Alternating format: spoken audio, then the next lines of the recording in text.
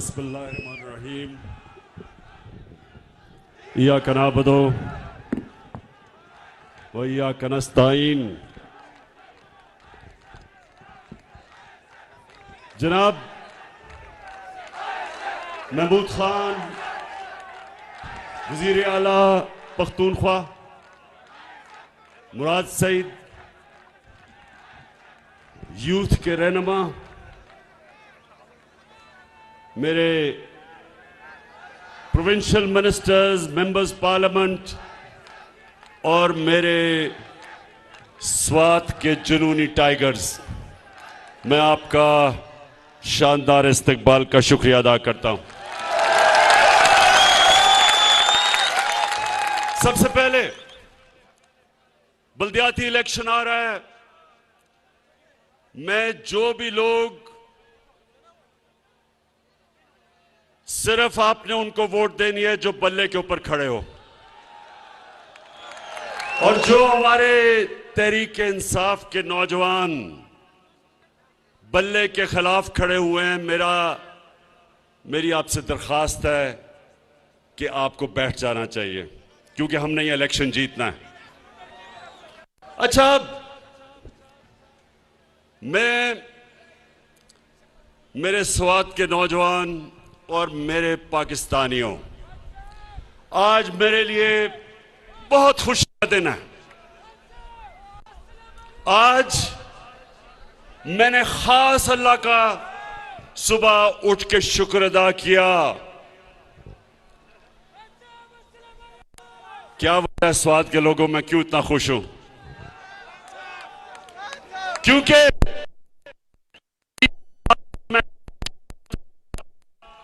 मैं और मेरी टीम, पाकिस्तान का फॉरेन ऑफिस, मेरा फॉरेन मिनिस्टर शाह महमूद कुरैशी, हमारा यूनाइटेड नेशंस में एम्बेसडर मुनीर अकरम, 3 साल से हम कोशिश कर रहे थे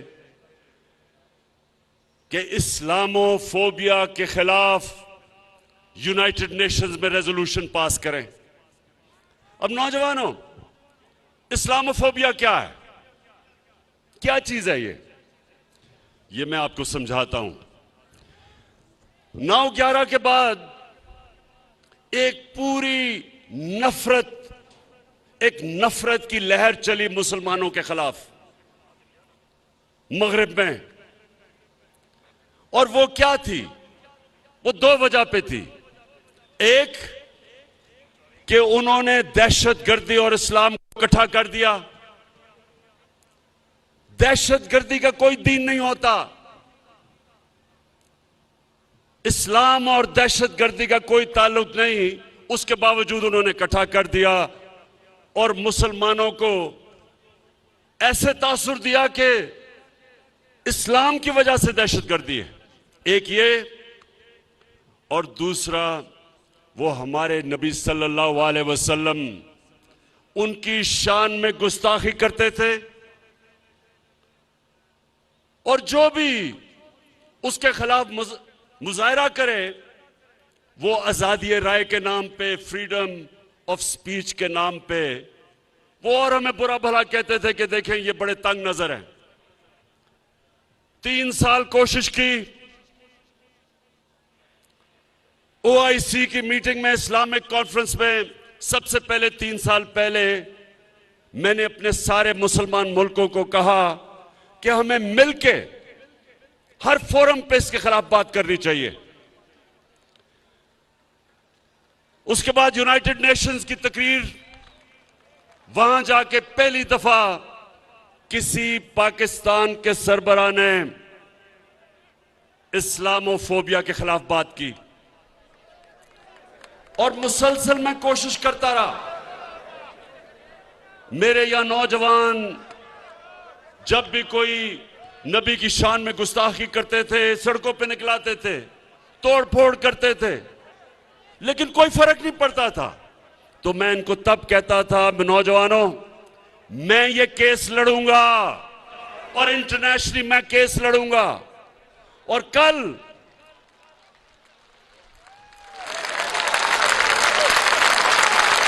और अल्लाह का करम है, कि कल ये फैसला हुआ, यूनाइटेड नेशंस की रेजोल्यूशन हुई, 57 मुसलमान मुल्कों ने मिलकर पेश की पाकिस्तान की रेजोल्यूशन इस्लामोफोबिया के खिलाफ। सुबह से सारी मुसलमान दुनिया से मुझे मुबारकें मिल रही हैं। इस्लामोफोबिया का नुकसान सबसे ज्यादा जो मुसलमान मगरबी ममालिक में थे उनको होता था। आदमी दाढ़ी वाला निकलता था, उसको बुरा भला कहते थे। औरत, मुसलमान औरत हिजाब करती थी, उसको सड़क पे गालियां निकालते थे, कोई पूछने वाला नहीं था। और आज सबसे ज्यादा जो खुश हैं वो बैरून मुल्क पाकिस्तानी हैं, बैरून मुल्क मुसलमान हैं।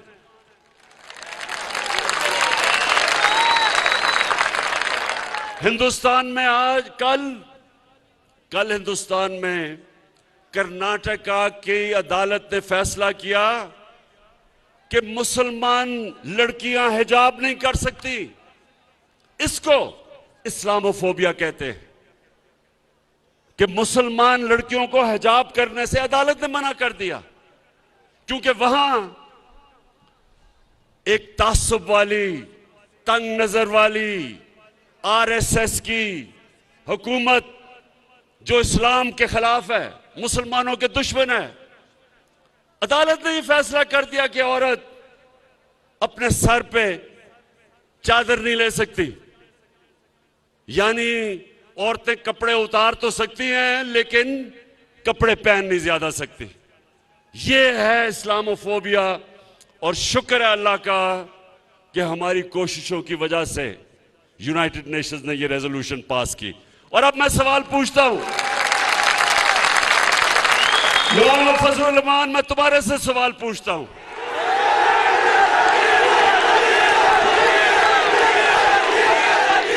गलती हो गई, सॉरी, मौलाना नहीं फजलुर रहमान,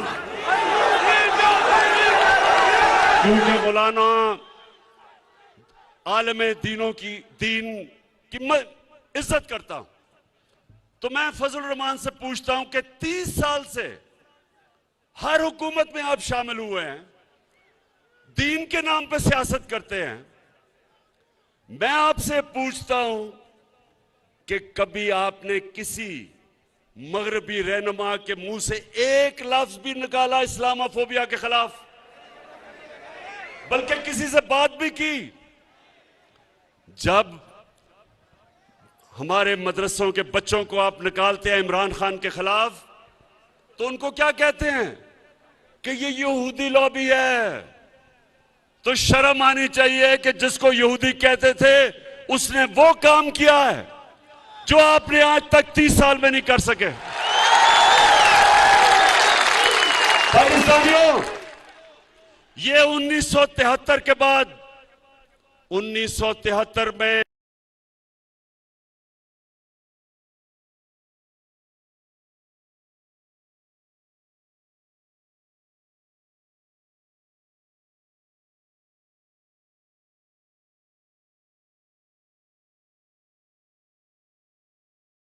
मानी चाहिए कि जिसको यहूदी कहते थे उसने वो काम किया है जो आपने आज तक 30 साल में नहीं कर सके।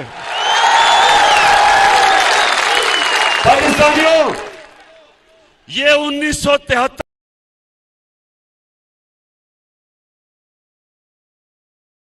के बाद 1973 में यूनाइटेड नेशंस ने तस्लीम किया है कि इस्लामोफोबिया के खिलाफ दुनिया को आवाज बुलंद करनी चाहिए। और 15 मार्च हर साल इस्लामोफोबिया का दिन बना दिया गया है। और साल के लोगों, मैं पूछता हूं, इन पिछले 35 साल में जो 3-3 दफा वजीर आजम बने, मैं इनसे पूछता हूं कि कभी आपने यूनाइटेड नेशंस में इसके खिलाफ बात की? कभी आपने ओआईसी में बात की इस्लामोफोबिया के ऊपर? और खास तौर पे नवाज शरीफ, जब आप पर्चियां पकड़ के अमेरिकी सदर के सामने बैठे हुए थे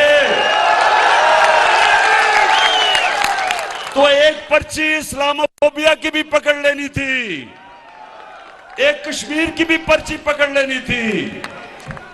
लेकिन जो गुलाम लोग होते हैं वो, उनके कोई अकीदा नहीं होता, बिलीफ सिस्टम नहीं होता, उनका सिर्फ इस तरह के लोगों का जिनका पैसा खुदा होता है, जो पैसे की पूजा करते हैं, उनकी कांपें टांगेंगी अमेरिकी सदर के सामने।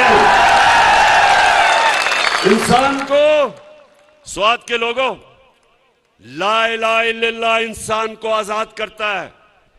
जब आप ये फैसला करते हैं कि अल्लाह तेरे सिवा किसी के सामने नहीं झुकूंगा, आजाद हो जाता है इंसान।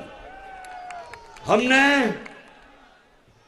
मेरे साथ जो चले थे 25 साल पहले, हमने अपनी तहरीक इंसाफ का नस्बुल ऐन रखा था, इय्याका नअबुदु व इय्याका नस्तईन, कि अल्लाह तेरी इबादत करते हैं और सिर्फ तेरे से मदद मांगते हैं। इसलिए इमरान खान अमेरिकी सदर हो या दुनिया का जो भी सदर हो, उसके सामने आंख में आंख डाल के बात करता है, झुकता नहीं है, पर्चा नहीं पकड़ता। क्योंकि अल्लाह के सिवा कोई खुदा नहीं है। नौजवानों, कोई खुदा नहीं है अल्लाह के सिवा।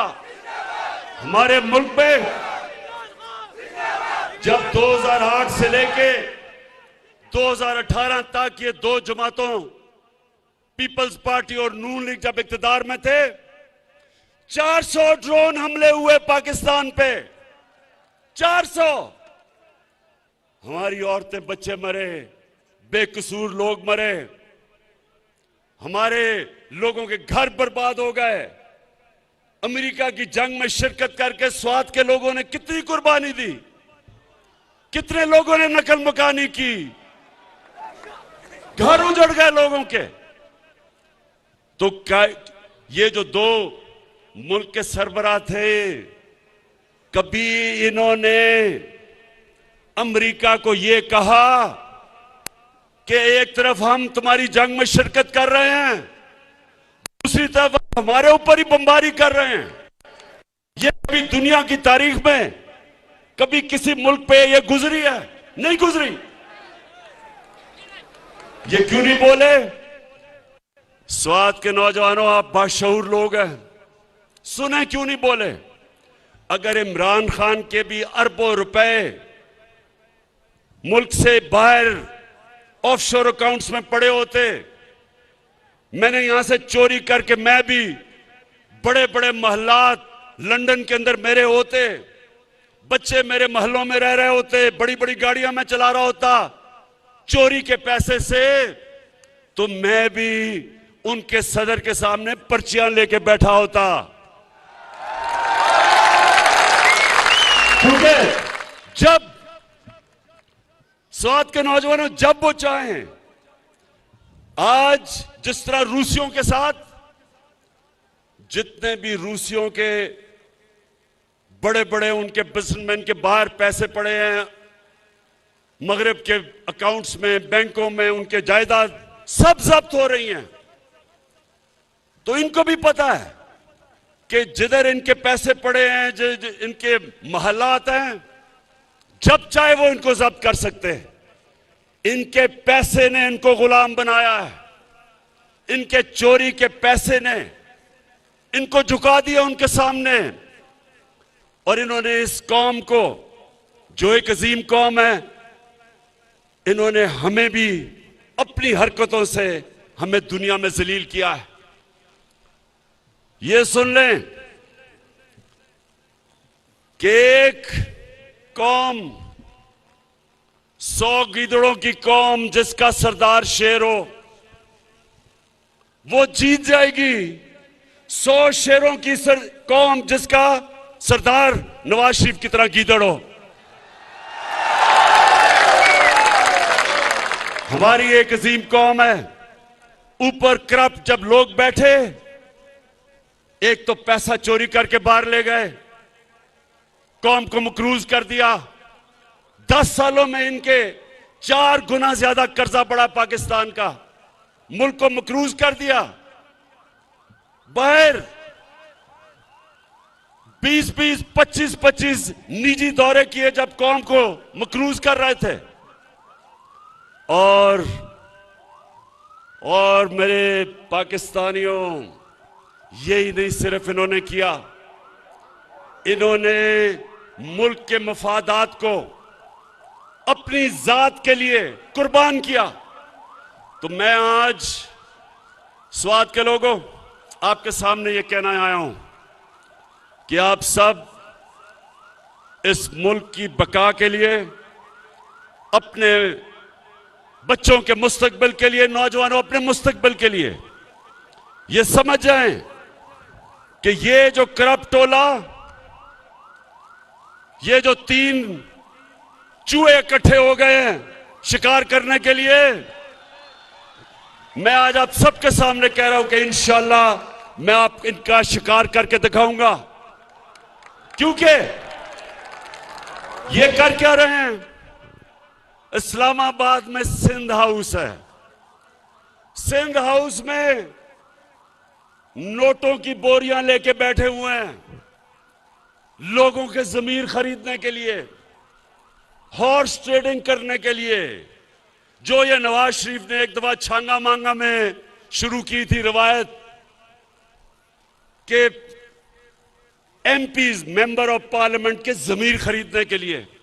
ये आज सिंध की अवाम का पैसा बोरियों में आया है सिंध हाउस, उधर से सिंध से गार्ड लेके आए हैं उसको बचाने के लिए कि कोई अंदर ना आ जाए। और क्या कोशिश हो रही है?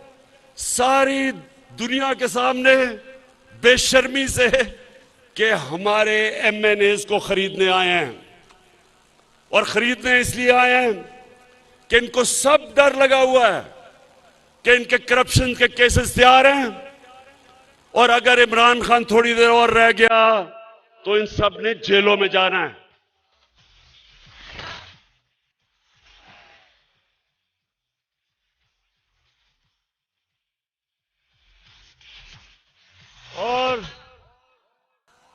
और इन्होंने फैसला किया सबने कि अगर ये कामयाब हो जाते हैं तो सबसे पहला काम इनका क्या होगा?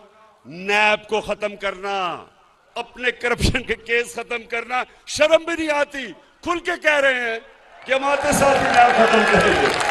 तो इंशाअल्लाह ये जो आने वाले दिन हैं, ये पाकिस्तान की तारीख के फैसला कुन दिन है। इसमें फैसला होगा कि कैसा पाकिस्तान बनेगा। इसमें सब चोर एक तरफ हो गए और इन सब ने मुझे मौका दिया है, जिस तरह मैंने कहा कि इंशाअल्लाह एक गेंद से 3 विकेटें गिरेंगी। ये वो लोग हैं नौजवानों, ये वो लोग हैं आज जो ये खौफजदा हैं, जिस चीज से खौफजदा हैं वो ये कि मुल्क तरक्की कर रहा है। आज मैं चैलेंज करता हूं सबको कि मुआवजा कर लें कि इनके दौर में हालात क्या थे और हमारे 3.5 साल में क्या है। हर चीज में हम इनसे आगे हैं। मुश्किल हालात में पाकिस्तान बना, पहले दिवालिया निकाला हुआ था इन चोरों ने, उसके बाद कोरोना आ गया। पाकिस्तान वो मुल्क था जिसने अपनी कौम को, हमने जो फैसले किए, अपनी कौम को कोरोना से भी बचाया और अपनी माइशत भी बचाई। दुनिया ये मानती है, दुनिया किस तरफ जा रही थी, हमने दुनिया के मुखालिफ फैसले किए और आज दुनिया कहती है कि जो पाकिस्तान ने अपने लोगों को कोरोना से बचाने के लिए फैसले किए थे वो सबसे बेहतरीन थे। आज हमें मानती है दुनिया। हमने उस दौर में एक्सपोर्ट्स पाकिस्तान की तारीख की रिकॉर्ड की, सबसे ज्यादा टैक्स पाकिस्तान का इकट्ठा किया।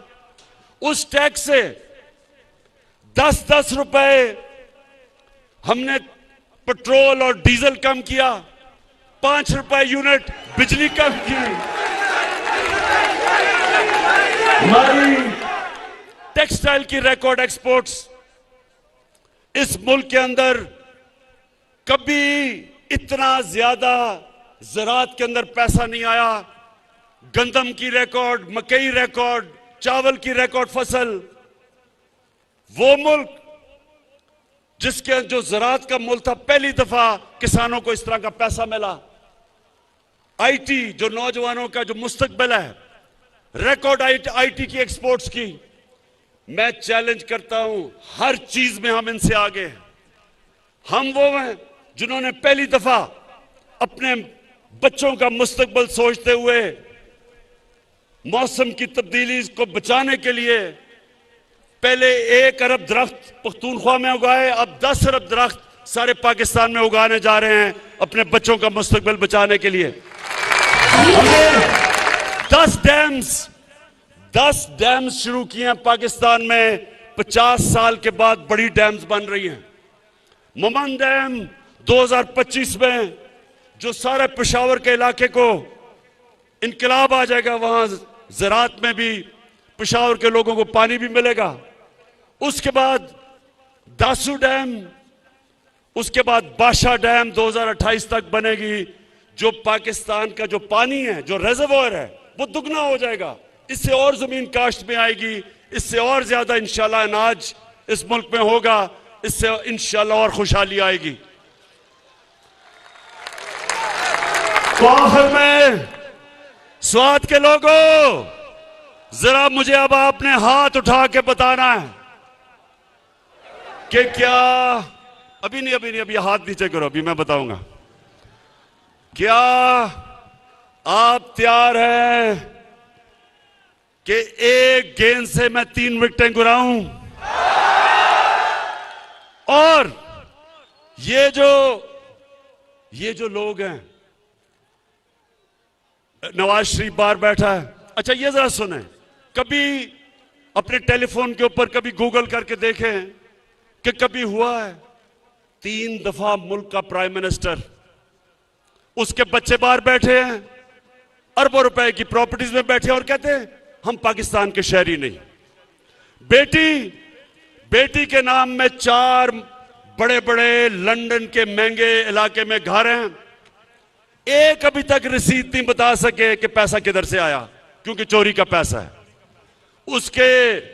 उसका जो मुंशी इसाक डार, वो भी बाहर बैठा है, उसके बेटे भी बाहर, अरबोपति सारे। इधर हमारा जो 3 के साथ जो शक्ल नजर आती है सूट पहन के, वो सूट इसलिए पहनता है कि जब वो यूरोपियन को मिलता है या अमेरिकी एम्बेसी से लोगों को मिलता है तो बताता है कि सर मैं भी आप ही की तरह हूं, देखिए मैंने सूट पहना हुआ, मैं अंग्रेजी बोलता हूं। तो शोबाज के आपको पता है मकसूद चपड़ासी कौन है? कौन है मकसूद चपड़ासी? मकसूद चपड़ासी वो है जो शहबाज शरीफ की चपड़ासी बना हुआ था। एक दिन उसको पता चला उसके बैंक में 375 करोड़ रुपया आ गया है और बाकी जो नौकरों के नाम पे 1600 करोड़ रुपया आया। तो जब से अदालत में पूछ रहे हैं कि जी पैसा किधर से आया, तो कभी शहबाज शरीफ की कमर में दर्द हो जाती है, कभी उसका वकील भाग जाता है, डेट्स पे डेट ले रहा है।